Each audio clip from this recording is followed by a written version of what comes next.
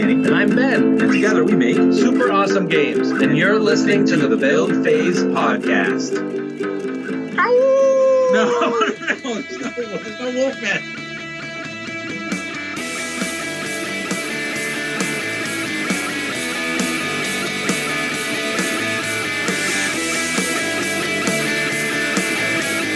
Hi, I'm Danny. And I'm Ben. And together we make Super awesome games. And you're listening to the Build Phase Podcast.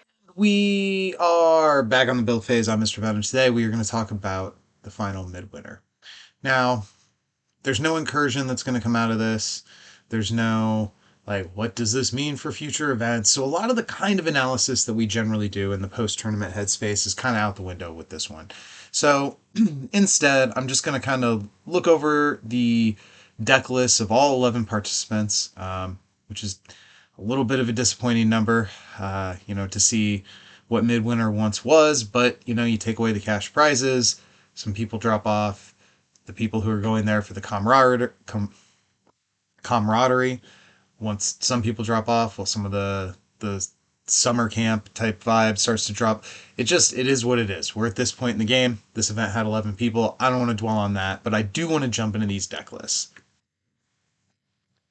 So to start off, I've got Theo Coyer, who may or may not exist, and he played Singularity. Now, Theo has been talking about Singularity for a better part of a decade. I remember me and Theo talking about trying to make this main character work all the way back in, Legacy when she came out. This idea of putting a +1 counter, having Inspire on your main character, giving everybody you recruit +1 counters. It just seemed like, hey, this could be really good. It has never really been a meta type deck, but Theo has never been a meta type player, so I kind of appreciate that he brought an old familiar to this final Midwinter. Next up, we have Kayla on Spider-Woman. Now, I think everybody was able to kind of look at Spider-Woman in the Protectors set and be like, this is a very strong main character.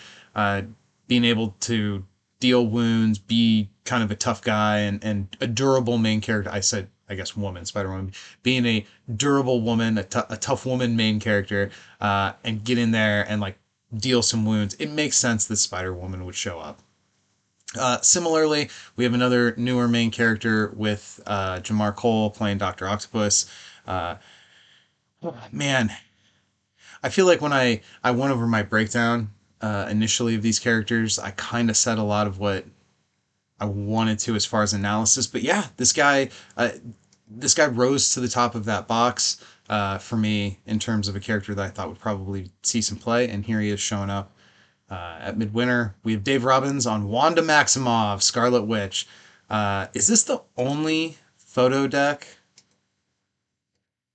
Yeah, I think it's the only photo deck out of everybody. So I'm glad to see photo represented. It's a little funny to me that this is the main character that photo is represented by, given everything that we've had come out, all the crazy stuff that's existed within the photo format over the last several years. The only photo entry in Midwinter 25 was a Marvel character. So I think that's kind of fun. I do actually like that. Now there are some non-Marvel characters that showed up in the deck list, but the main character, we started this game as a Marvel game and we finished it at a Marvel event, I guess. Moving up to Kendall, this is Triple Star Spider-Man. There are too many Spider-Mans. I don't remember exactly which one Star Spider-Man is. I'm glad that some of these newer cards had at least an opportunity to show a little something on the competitive table here as we wind down the overall life of our versus game. Moving up to Vern, one of my favorite people in the versus community. Sometimes we're on opposite sides of arguments, which I've enjoyed very much over the years. I remember one time I sent Vern a message and I was just like, hey dude, we haven't argued about anything for a while, so let's pick a fight and then record that fight and make it into a podcast. Huge fan of Team Apex over the years, sparring with them both on the playmats and of course through the podcasts. We got Vern here on Dr. Octopus, the Protectors one. Again, this is a strong character. I'm glad that some of these characters are able to actually show up and have a little glimmer here at the tournament table before before we turn the lights out on competitive versus for good. Uh, Keebler on the real Venom.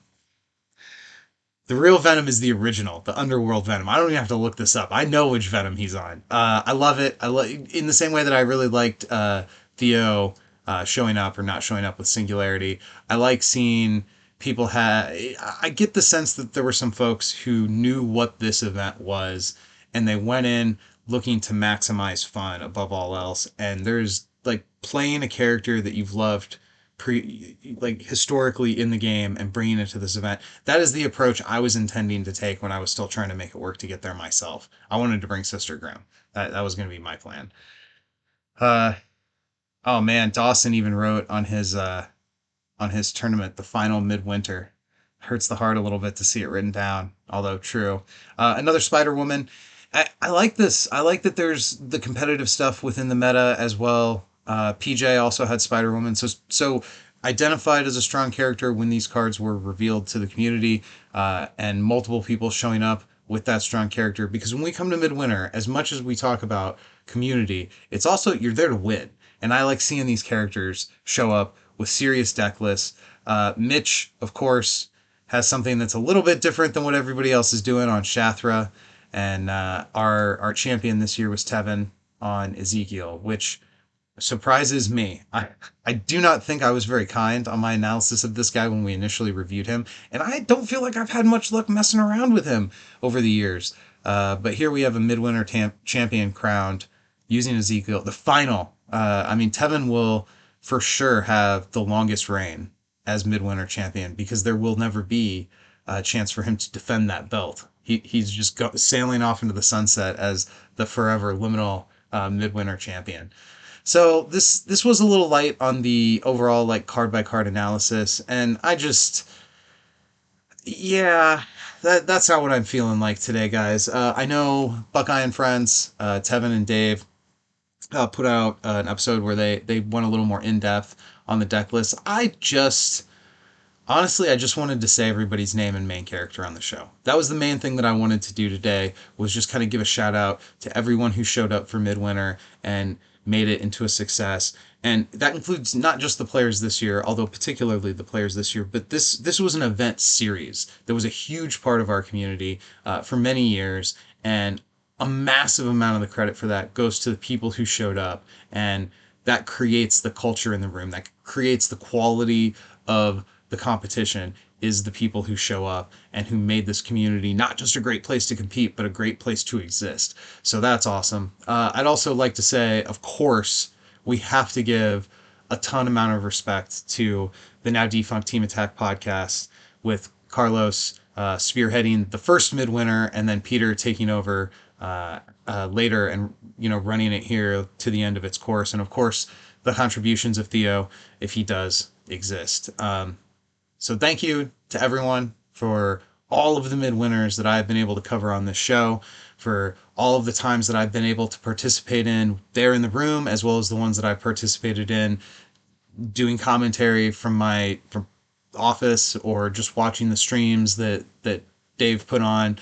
This has been a tremendous ride through all of these Midwinters, and I cannot imagine having all these experiences with a better bunch of rascals. So thank you to the players. Thank you to the organizers.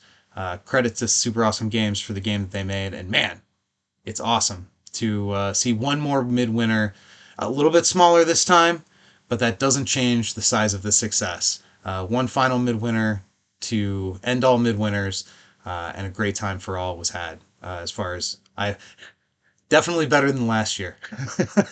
Definitely, at least warmer than last year. So that's where I'm going to leave it for today. Again, congratulations to Tevin, our now permanent Midwinter champion. This has been the Build Phase. I am Mr. Ben, and you should go win some games.